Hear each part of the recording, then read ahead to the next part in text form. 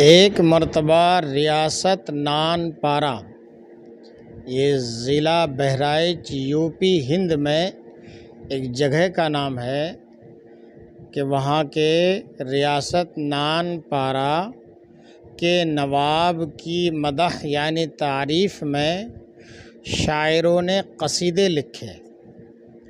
کچھ لوگوں نے اعلیٰ حضرت رحمۃ اللہ تعالی علیہ سے بھی گزارش کی کہ حضرت آپ بھی نواب صاحب کی تعریف میں کوئی قصیدہ لکھ دیں۔ اعلیٰ حضرت رحمۃ اللہ تعالی علیہ نے اس کے جواب میں ایک نعت شریف لکھی جس کا مطلع یہ ہے۔ مطلع کہتے ہیں نعت کے پہلے اشعار کو، یعنی پوری نعت کے نعت میں جو پہلا شعر ہوتا ہے اس کو مطلع کہتے ہیں۔ تو آپ نے مطلع میں نعت شریف میں لکھا، وہ کمال حسن حضور ہے کہ گمان نقص جہاں نہیں، یعنی یہ سرکار علیہ الصلاۃ والسلام حضور کے حسن کا کمال ہے کہ یہاں نقص یعنی کمی کا کوئی گمان ہی نہیں ہے، وہم و گمان ہی نہیں ہے۔ یہی پھول خار سے دور ہے، یہی شمع ہے کہ دھواں نہیں۔ جہاں پھول ہوتا ہے وہاں کانٹے بھی ہوتے ہیں، اور جہاں چراغ جلتا ہے وہاں دھواں بھی ہوتا ہے، لیکن ہمارے آقا علیہ الصلاۃ والسلام کی شخصیت کا عالم اور شان و شوکت کا عالم یہ ہے کہ ہمارے نبی ایسے پھول ہیں کہ جہاں کانٹے کا کوئی تصور ہی نہیں، اور ہمارے نبی رسالت کے ایسے شمع اور چراغ ہیں کہ جہاں دھوئیں کا کوئی تصور نہیں۔ فرمایا وہ کمال حسن حضور ہے کہ گمان نقص جہاں نہیں، یہی پھول خار سے دور ہے، یہی شمع ہے کہ دھواں نہیں۔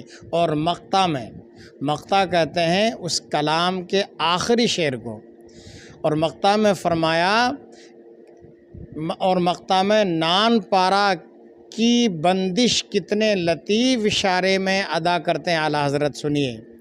کروں مدح اہل دول رضا، پڑے اس بلا میں میری بلا۔ کروں مدح اہل دول رضا، اہل دول کہتے ہیں دولت مند، سرمایہ دار، یعنی میں سرمایہ دار لوگوں کی تعریف کروں، میں اس بلا میں نہیں پڑھنا چاہتا۔ کروں مدح اہل دول رضا، پڑے اس بلا میں میری بلا۔ میں گدا ہوں اپنے کریم کا، میرا دین پارہ نا نہیں۔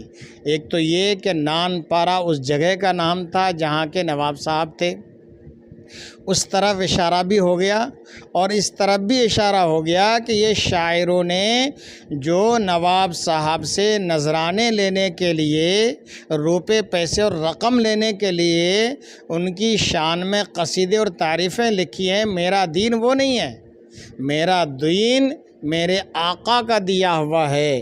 کروں مدح اہل دول رضا، پڑے اس بلا میں میری بلا۔ میں گدا ہوں اپنے کریم کا، میں جو کچھ لوں گا میں اپنے آقا سے لوں گا۔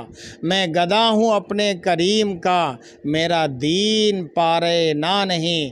یہ روٹی کا ٹکڑا میرا دین نہیں ہے، میں تو جو کچھ لوں گا اپنے آقا سے لوں گا۔